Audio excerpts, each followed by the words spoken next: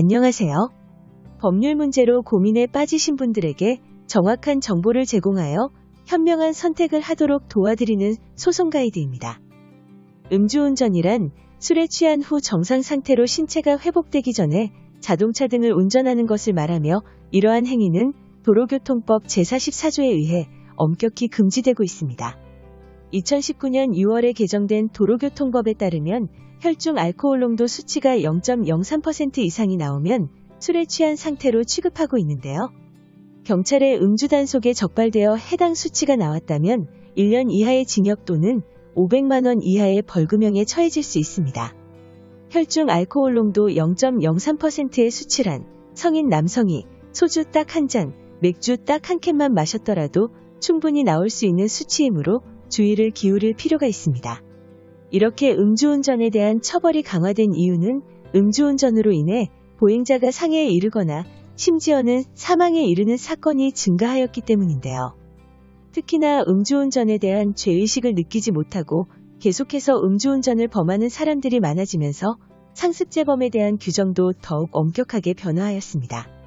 도로교통법 제148조 2 제1항을 살펴보면 음주운전을 2회 이상 범한 사람의 경우 2년 이상 5년 이하의 징역 또는 1,000만 원 이상 2천만 원 이하의 벌금에 처할 수 있다고 규정하기도 했습니다.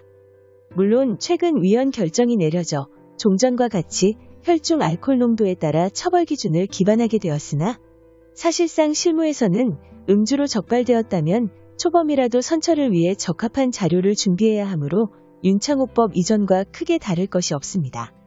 또 무엇보다 중요한 사실은 최근에 들어서는 음주운전 사건을 엄단하려는 사회 분위기 속에 강화된 음주운전 처벌의 적용으로 사안을 심각하게 받아들이고 있고 상습적인 경우는 징역형의 실형을 받게 되는 경우가 많아서 주의를 당부드리는데요. 그렇기에 만일 본인이 3회 이상 주취 상태에서 운전을 하였다면 가중처벌을 피하기 어려우며 벌금형의 선처보다는 실형이 내려질 가능성이 매우 높습니다. 따라서 변호사와 함께 사건을 파악하여 대처하는 것이 가장 신속하고 정확한 해결을 위한 방안입니다.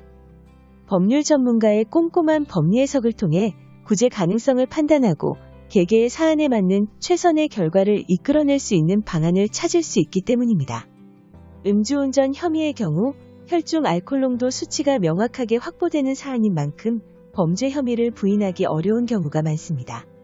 이러한 경우라 하더라도 법률 전문가와 함께 사실관계를 자세히 분석하여 과도한 형량으로부터 보호되어야 할 것입니다. 또한 가능하다면 징역형의 실형이 아니라 벌금형이나 집행유예의 선처를 받아볼 수 있도록 하여야 합니다. 어쩔 수 없이 운전대를 잡아야만 하는 사정이 있었다면 해당 사유를 소명함으로써 음주운전에 고의성이 없었음을 설명하여야 합니다. 고의성이 없는 행위라고 하더라도 범죄 혐의는 당연히 인정될 수 있으므로 진정성이 담긴 자필 반성문과 가족이나 주변 사람들이 작성해주는 탄원서도 물론 도움이 될 수 있습니다.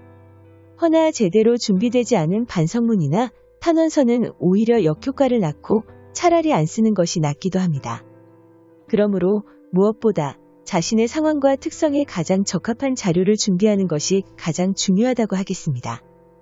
또한 법률 전문가가 그동안의 경험을 녹여 핵심을 간파하고 정성스럽게 작성한 변호인 의견서도 선처에 큰 도움이 될 수 있습니다.